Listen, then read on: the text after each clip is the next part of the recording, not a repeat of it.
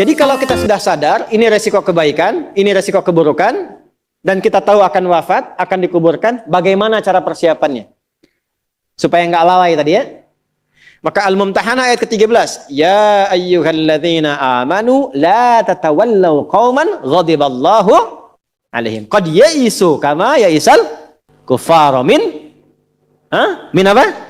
Ashabil kubur. Maka jangan banyak bergaul dengan orang-orang yang menjauhkan kita dari ridha Allah Subhanahu wa taala. Cari teman yang baik sekarang. Pertama, maaf, bikin kebaikan di rumah tangga dulu. Itu kan teman hidup. Ya. Awas, hati-hati. Kalau melihat istri kurang baik atau sebaliknya, jangan dihakimi, jangan difonisi. Justru Allah kirimkan antum itu untuk menebarkan kebaikan dan menyempurnakan kesemaan bersama. Jelas? Jadi sekarang yang dilakukan teman hidup dulu. Rubah jadi baik dulu. Anak-anak jadi baik dulu. Setelah itu cari tempat tinggal yang baik. Bergaul dengan orang baik. Antum yang kuliah cari teman yang baik. Antum yang kerja cari teman yang baik. Maaf. Kalau ada tawaran, kedudukan, hartanya berlipat, tapi menjauhkan Anda dari Allah, ingat ini. Thumma amatahu fa'akbarah. Ingat saat ditawari itu Anda meninggal. Dikubur. Dan ingat ancamannya. Ingat pasalnya tuh. Ya, ingat suratnya. Paham? Nah, karena itu masukkan ayatnya, jangan sekali-kali menjadikan keadaan di sekitaran kita justru memperkuat datangnya ancaman Allah dan nestapa saat kembali ke alam kuburnya. Bahkan orang-orang yang tidak beriman pun, yang buruk pun, yang beriman tapi maksiat pun, itu sejatinya ketika temannya masuk ke kubur nggak mau ikut-ikutan. Makanya disindir oleh Allah. Hei, kamu ini sadar nggak sih? Orang yang mengajak kamu maksiat itu, lihat temannya meninggal pun, temannya wafat pun, dia nggak pengen ikut. Kadang-kadang dia abaikan. Coba lihat.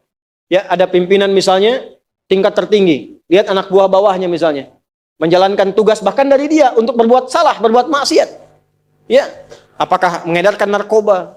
Atau misalnya membackingi kegiatan yang tidak baik. Lalu tiba-tiba dia wafat. Apakah peduli atasannya? Tidak. Yang ada yang terjadi, jangan bawa-bawa atasan. Padahal dia yang nyuruh. Terus Anda mau jadikan teman yang seperti itu? Dia pada kawannya saja nggak bertanggung jawab. Dengan imannya saja dia nggak peduli. Kalau dia dengan Allah saja nggak peduli, kenapa Anda jadikan teman? Dan kenapa Anda menjadikannya dia teman? Kalau bahasa anak sekarang tuh begini, Allah aja dia gituin, apalagi kamu. Kan? Ya, Nabi aja dia cuekin, apalagi kamu. Kan? Ini peringatan Quran, ini bukan dari saya. Ini peringatan Quran. Jangan sekali-kali, Anda dimanapun, Anda dinaskah, tugas formal, Anda berdagangkah, jangan berteman dengan orang menyimpang. Karena saat Anda susah pun yang akan peduli. Temannya aja yang sama-sama berbuat menyimpang, dia sisihkan, apalagi Anda. Paham? Teruskan. Quran surah ke 35 Fatir ayat 22. Wa ma yastawil ahya'u wal amwat. Innallaha yasma'u man yasha wa ma anta bimusmi'in man fil qubur. Kalau Anda masih belum sadar juga, kata Allah, hei, kamu ini masih hidup, masih punya harapan, masih punya bekal. Kalau sudah meninggal, nggak sama keadaan orang hidup dengan wafat. Mumpung kamu masih hidup, karena kalau sudah meninggal, temanmu yang meninggal pun kamu nggak bisa dengar suaranya. Cuma saya yang tahu keadaan di alam kubur. Karena saya tahu, kata Allah, dan saya punya Rahman dan Rahim, dengan sayang saya sampaikan kepadamu. Karena sayang saya. Ibu maaf, kalau ada anak misalnya, ingin berbuat menyimpang, ibu cegah tidak? Kenapa? Karena ibu sayang. Karena itulah ibu saking sayangnya, maaf, jangankan anak lahir, di dalam saat dikandung pun bukankah dijaga dari yang maksadat? Dijaga dari yang merusak. Ibu kalau sedang mengandung, mau nggak makan makanan yang kotor? Makanan yang merusak? Tidak kan? Kenapa? Karena sayang kepada bayi yang dikandung, janin yang terkandung. Di tempatnya pun disebut oleh Allah dengan rahim. Karena ada rahim, dijaga betul. Miring kanan susah, kiri susah, telungkup gak mungkin. Dijaga supaya apa? Supaya di dalamnya merasakan ketenangan. Karena apa? Karena ada tempat disebut dengan rahim. Nah, Allah itu sifat rahim melekat kepadanya. Karena sayang dengan kita, diingatkan. Bahasa bebasnya gini, karena saya sayang engkau dengan rahimku.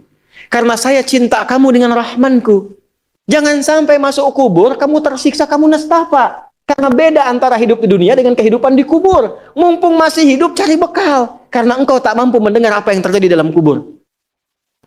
Jadi kalau tadi Allah sampaikan jangan bergaul dengan yang begini, jangan terlena dengan yang seperti ini, itu karena Allah sayang dengan kita.